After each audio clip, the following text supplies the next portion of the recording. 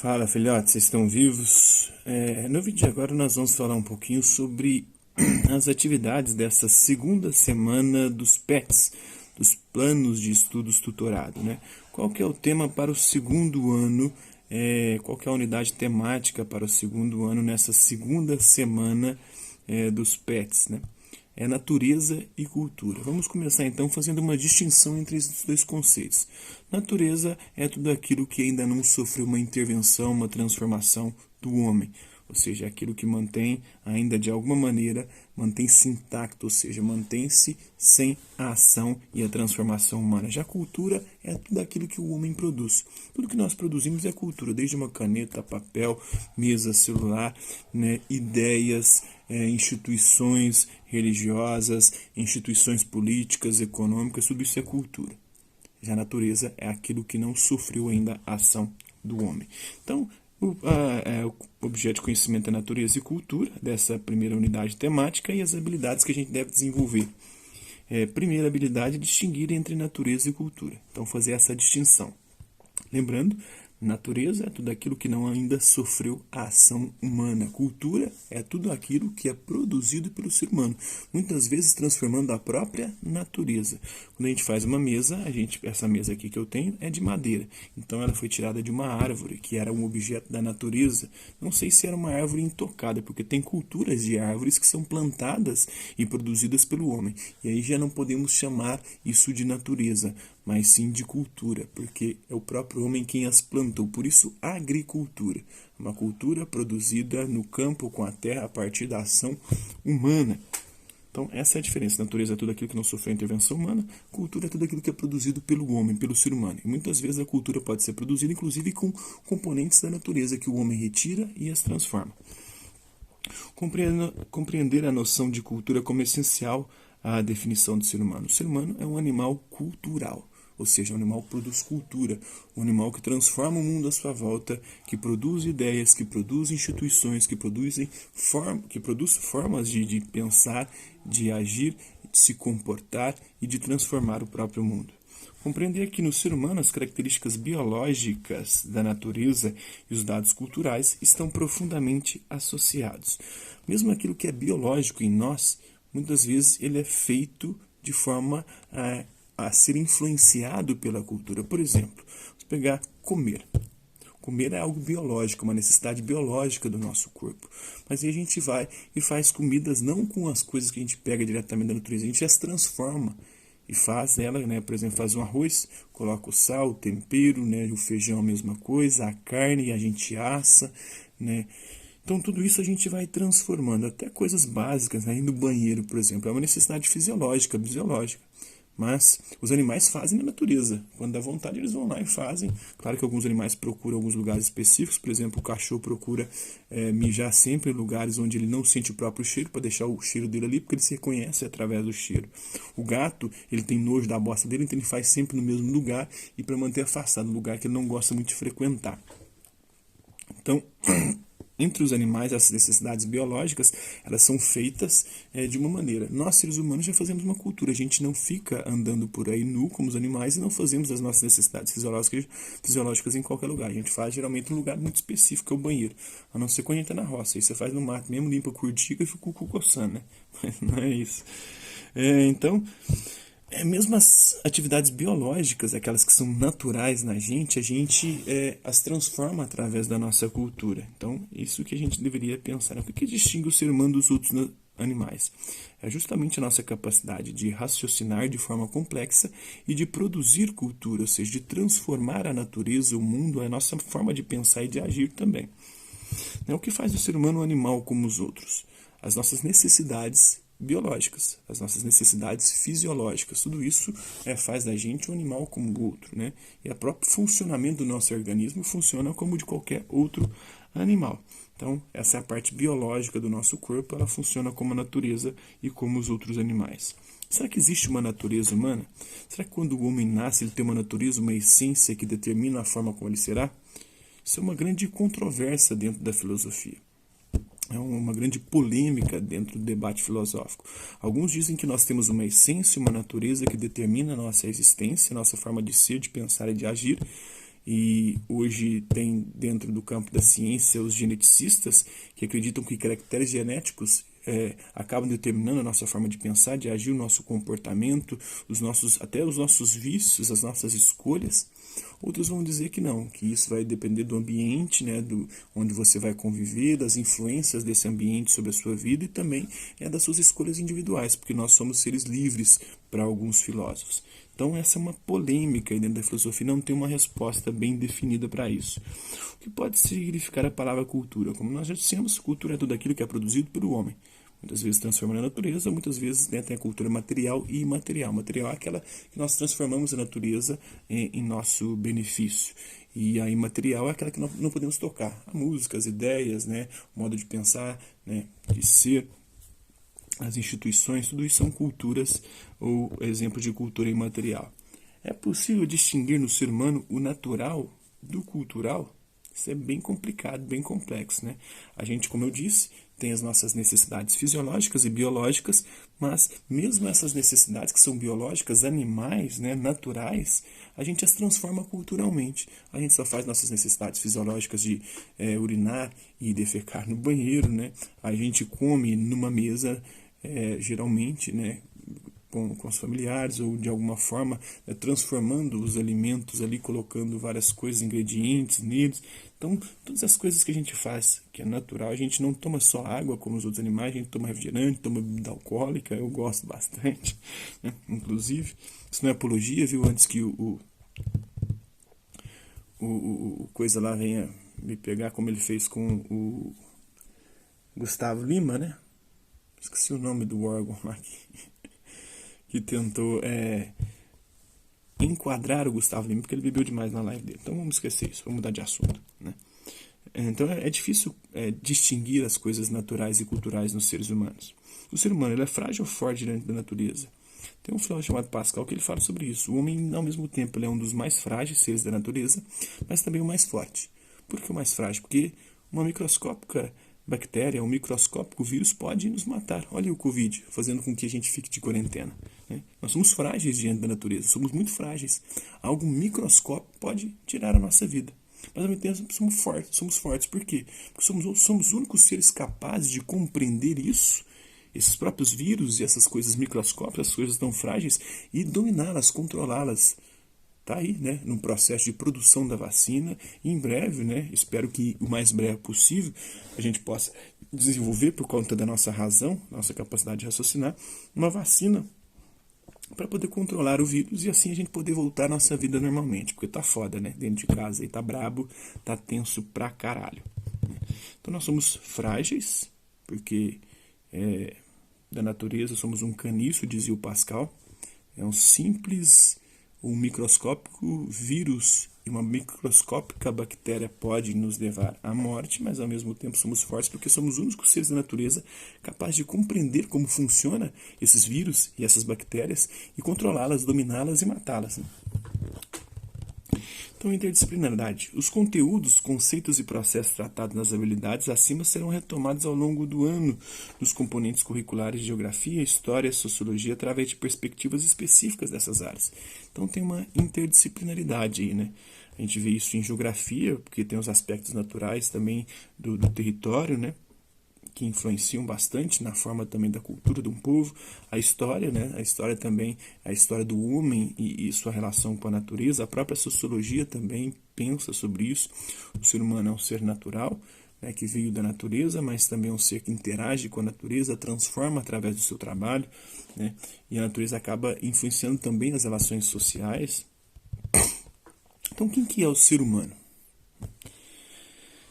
Fica por dentro dos conceitos. Quais os conceitos que a gente vai trabalhar nessa aula? Antropologia. O que é antropologia? Logia é sempre estudo, ciência de alguma coisa. Antropos em grego é homem. Então, antropologia é o estudo do homem, do ser humano. Cultura é tudo aquilo que é produzido pelo ser humano. O absurdismo é uma teoria de Albert Camus que vai dizer que não existe sentido em nada. A existência humana é um grande absurdo e a única postura digna diante desse absurdo seria a revolta. Nós temos que nos revoltar contra esse absurdo, esse sem sentido que é a existência humana. A gente fica inventando sentido para poder suportar a nossa existência, mas na verdade nada tem sentido. E a prova de que nada tem sentido é que cada um dá um sentido diferente para as coisas e para a própria vida. Tem uns que colocam o sentido, por exemplo, da existência da vida no dinheiro, outros numa paixão, no amor, outros no sucesso, outros no conhecimento, outros em Deus, na religião. Isso prova que não há sentido em si na vida, na existência humana. O sentido é a gente que inventa, a gente que cria, a gente que pega pra gente para poder suportar e aguentar isso aqui. Na verdade, tudo é um grande absurdo. Nada tem sentido.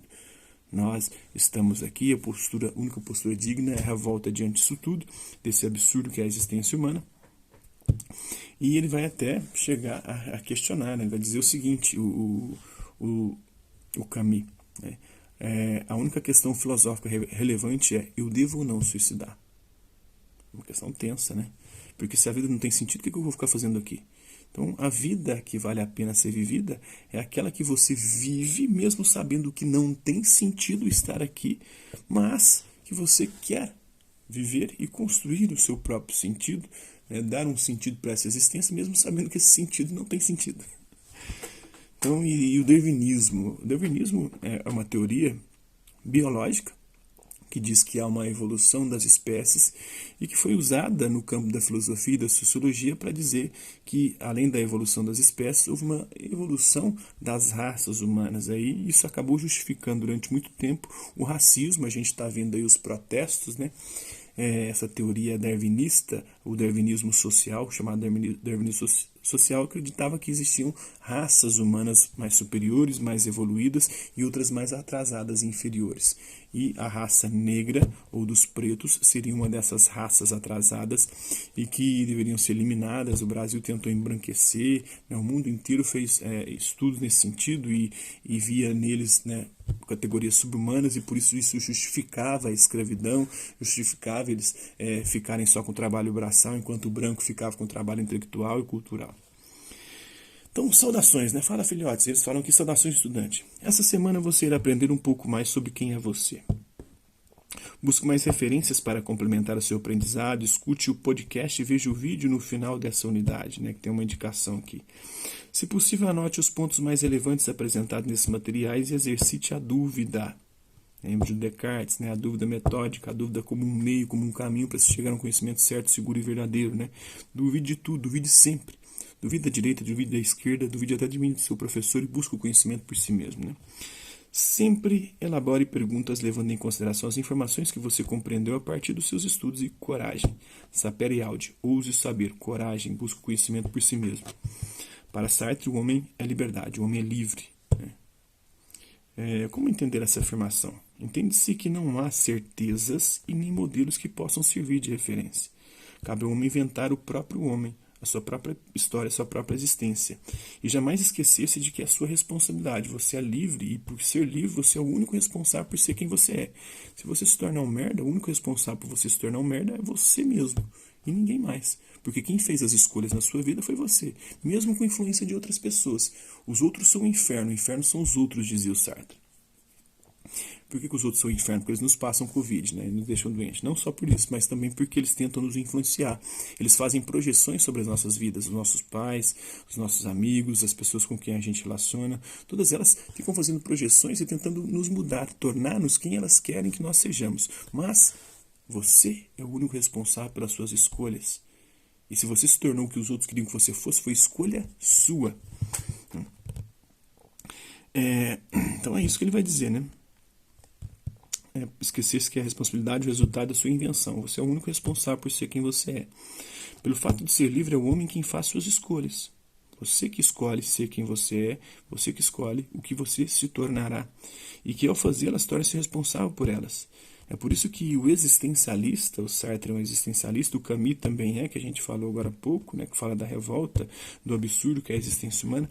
O existencialista declara frequentemente que o homem é angústia. Na verdade, a liberdade, ela provoca em nós angústia. Por quê? Você não sabe o que escolher. Toda escolha gera uma angústia. Vocês que estão no segundo ano ainda não vão enfrentar isso, mas no terceiro ano vão ficar pensando, ou já devem estar pensando, o que eu quero ser da minha vida? Qual profissão eu vou escolher? Que caminho eu vou seguir? Quais são as escolhas que eu vou fazer no meu dia a dia? Então isso gera angústia, porque você tem medo de fazer uma escolha e depois se arrepender dela. Então a angústia nasce disso. da nossa falta de certeza. A gente não tem certeza se as nossas escolhas serão melhor para nós. E por isso nós sofremos, nos angustiamos. Já o Heidegger dizia que a angústia nasce quando você percebe que você não se tornou você mesmo. Você se tornou quem os outros queriam que você fosse. E aí você sofre, porque você percebe que você é um ser para a morte, um ser limitado no tempo, é um ser que vai morrer e vai morrer sem ter se tornado quem você era, sem ter construído o seu próprio projeto e construído e feito a sua própria trajetória. Então a angústia nasce daí, né? Então a afirmação significa o seguinte: o homem que se engaja e se dá conta de que não é apenas aquele que escolheu ser, mas também um legislador que escolhe simultaneamente a si mesmo e a humanidade. Aí também nasce, né? Cada escolha que a gente faz escolhendo a humanidade inteira. Então a gente é responsável não só pelas nossas escolhas, mas também pelas consequências dela na humanidade inteira e a influência que elas irão exercer na humanidade inteira, né? Então ele não consegue escapar ao sentimento de sua total e profunda responsabilidade. Você é o único responsável por ser quem você é. E suas escolhas são responsabilidade única e exclusiva sua. Responsabilidade é justamente isso, é responder pelas suas escolhas, pelos seus atos. Isso está na obra O Existencialismo e o Humanismo, de Sartre. O conceito de angústia está relacionado ao binômio liberdade e responsabilidade, né? Você sabe que ao ter que responder pelas suas escolhas, você sofre por isso, porque você é o único que poderá responder por elas. E aí vem a angústia. Faço as escolhas e ao fazê-los sou eu, exclusivamente eu, o único responsável por elas. E a angústia é o sentimento de cada homem diante do peso de sua responsabilidade, por não ser apenas por si mesmo, mas por todas as consequências das escolhas feitas. Você tem que arcar sempre com as escolhas que você faz, porque você é o único responsável por elas. Com a angústia há outro sentimento que é fruto também da liberdade, que é o desamparo. Depois que você faz a escolha e percebe que fez a escolha equivocada, e você fica desamparado, né? O Kierkegaard, que também é um pré-existencialista, ele fala de desespero. Você sofre antes de escolher e sofre depois da escolha, porque você faz a escolha e percebe que ela não satisfez você da forma que você achou que ela satisfaria. Por quê? Porque nada nem ninguém pode nos satisfazer e nos preencher para a gente ser o coração da existência humana, pelo menos com Kierkegaard, né? Então, o desespero nasce dessas escolhas que nós fazemos. A única coisa que pode nos fazer superar esse desespero, esse desamparo, seria Deus. Para o Kierkegaard, né? Para os outros é o desamparo. Esse desamparo não tem saída, não tem solução. É preciso lembrar que o conceito de angústia foi desenvolvido pelo filósofo Kierkegaard primeiro, né? E o conceito de desamparo pelo filósofo Heidegger também. O Kierkegaard fala de desespero, o Heidegger fala de desamparo. Você se percebe desamparado, né? Você se tornou quem os outros queriam ser, né? Se amparou nas projeções dos outros para a sua vida e não construiu o seu próprio projeto. O existencialista, pelo contrário, ele pensa que é extremamente incômodo que Deus não exista, pois junto com ele desaparece toda e qualquer possibilidade de encontrar valores num céu inteligível, né? Então não tem sentido. Se Deus não existe, não tem sentido para a existência humana. Não pode mais existir nenhum bem a priori, já que não existe uma consciência infinita e perfeita para pensá-lo. Não está escrito em nenhum lugar que o bem existe, que devemos ser honestos, que não devemos mentir, já que nos colocamos precisamente num plano em que só existem homens. O próprio Dostoiévski tinha escrito no século XIX, né? Se Deus não existisse, tudo seria permitido. E hoje, se a gente trazendo para a realidade de hoje, né? Se o vírus, o Covid, não existisse, tudo teria permitido. A gente poderia estar saindo para a rua, indo para a aula e fazendo o que a gente bem entendesse. Agora, como está aí, né? O desamparo se dá pelo fato do homem saber-se só. A gente só se encontra nesse mundo e só dele sairemos, né? É por isso que Sartre diz que o homem está condenado a ser livre. É uma condenação. Você não tem como fugir disso. As escolhas é você sempre quem fará. Até quando você escolhe não escolher, você está escolhendo. Pois não há nenhuma certeza, não há nenhuma esperança, nenhuma segurança. E tudo que a gente fizer será de nossa irrestrita responsabilidade. De fato, o homem, sem apoio, sem ajuda, está condenado a inventar o homem a cada instante. A gente se inventa e se reinventa a cada instante a partir das nossas escolhas. Diante da constatação de que somos nós mesmos que escolhemos o nosso ser, o Sartre, né, em 1987, surge um outro sentimento, o desespero também, né? O que marca o desespero é o fato de que só podemos contar com o que depende da nossa vontade ou conjunto de probabilidades que torna a nossa ação possível. Quando se quer alguma coisa, há sempre elementos prováveis. Posso contar com a vinda de um amigo. Esse amigo vem de trem ou de ônibus. Sua vinda pressupõe que o ônibus chegue na hora marcada e que o trem não descarrilhará. Permaneço no reino das possibilidades, porém trata-se de contar com os possíveis apenas na medida exata em que a nossa ação comporta o conjunto desses possíveis. A partir do momento em que as possibilidades que estou considerando não estão diretamente envolvidas em minha ação, é preferível desinteressar-me delas, pois nenhum Deus, nenhum desígnio poderá ajudar ou adequar o mundo e os seus possíveis à minha vontade. Não posso, porém, contar com os homens que não conheço, fundamentando-me na bondade humana, no interesse do homem pelo bem-estar da sociedade, já que o homem é livre e que não existe natureza humana na qual possa se apoiar. Então é daí que nasce o desespero, quando você percebe que os outros não corresponderão às suas expectativas, aos seus interesses, às suas necessidades, aos seus desejos. Pelo fato de a realidade ir além, extrapolar os domínios da minha vontade, das minhas ações, o reino das possibilidades passa a evidenciar que a minha ação deverá ocorrer sem qualquer esperança. O desespero é, portanto, o sentimento de que não há certezas e verdades prontas. É o sentimento de insegurança. A gente está inseguro, não tem segurança nenhuma, não há Deus, né, que impregna a vontade e o agir, pelo fato de ambos serem confrontados com o reino das possibilidades. A gente não sabe também as possibilidades que surgirão a partir das nossas escolhas, se a gente vai encontrar nelas realização ou não, se a gente vai encontrar nelas satisfação ou não, né? E apontarem para o limite e a liberdade de cada indivíduo, né? Então, isso aí, né? Eu vou fazer um outro vídeo falando sobre as atividades, porque já está dando o tempo aqui. Espero que vocês tenham gostado do vídeo. Quem curtiu, dá um like. Quem não curtiu, dá um dislike. Hasta la vista, babies. Até a próxima.